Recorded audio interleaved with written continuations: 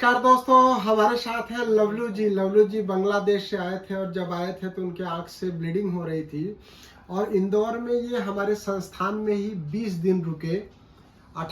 20 दिन से थोड़ा ज़्यादा रुके। 18 मई को आए थे और आज मैं बात कर रहा हूँ 8 जून को।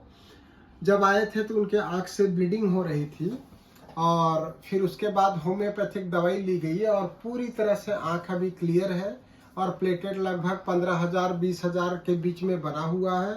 इस 20 दिनों के होम्योपैथी ट्रीटमेंट में उनको कभी भी ब्लीडिंग नहीं हुई, कभी भी उनको ब्लड नहीं चढ़ाना पड़ा, कभी भी उनको प्लेटलेट नहीं चढ़ाना पड़ा। जबकि लवलू जी बहुत हताशा और निराशा की स्थिति में आए थे।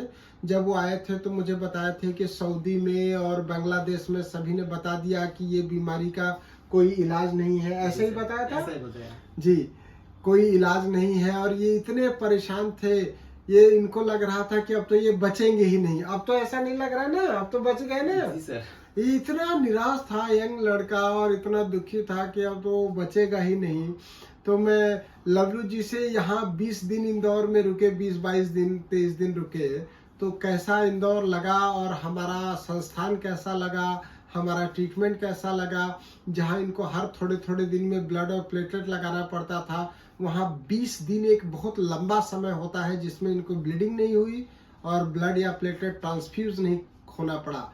बहुत ही सीवियर कंडीशन में आए थे। 1,000-2,000 इनका प्लेटलेट रहता था। 1,000-2,000 प्लेटलेट से 20 गुना 15 गुना प्लेटलेट बढ़ गया और लगाना नहीं पड़ा।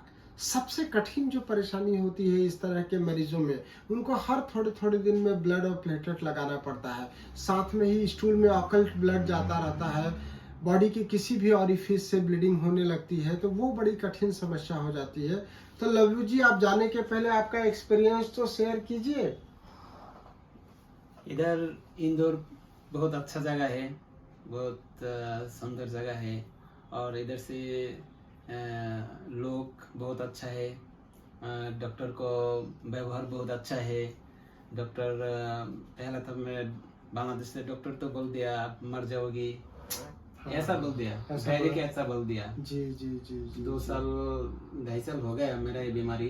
डॉक्टर बाद में बोल दिया जी नहीं बचेगा, घर से ले जाओ, प्लेटलेट नहीं उठेगा तो क्या बचेगा। जी। 1 हफ्ता चले जाएगा, 1 हफ्ता बाद में मेरा हीमोग्लोबिन 5-6 ग्राम हो जाएगा, फिर में गिर जाएगा, फिर ब्लड चढ़ाना पड़ जाएगा। प्लेटलेट इतना ब्लड किधर से मिलेगा? सही बात है, बिल्कुल सही बात है। इतना ब्लड और प्लेटलेट कहाँ से मिलेगा? ये एक बहुत बड़ा कठिन प्रश्न है जिससे अप्लास्टिक एनीमिया के सभी मरीजों को गुजरना पड़ता है। लेकिन बहुत बड़ी जीत है कि अब ये जी भी गए, बच गए बीमारी से और 20 दिन बीत गया जिसमें उनको न ब्लड की ज़रूरत पड़ी न प्लेटलेट की ज़रूरत पड़ी। तो होम्योपैथी ट्रीटमेंट आप भी अपनाइए। आपकी कितनी भी कठिन समस्या क्यों न हो, आप भी लवलू जैसा जीत हासिल कर सकते हैं। कठिन बीमारी है, समय तो लगेगा ही।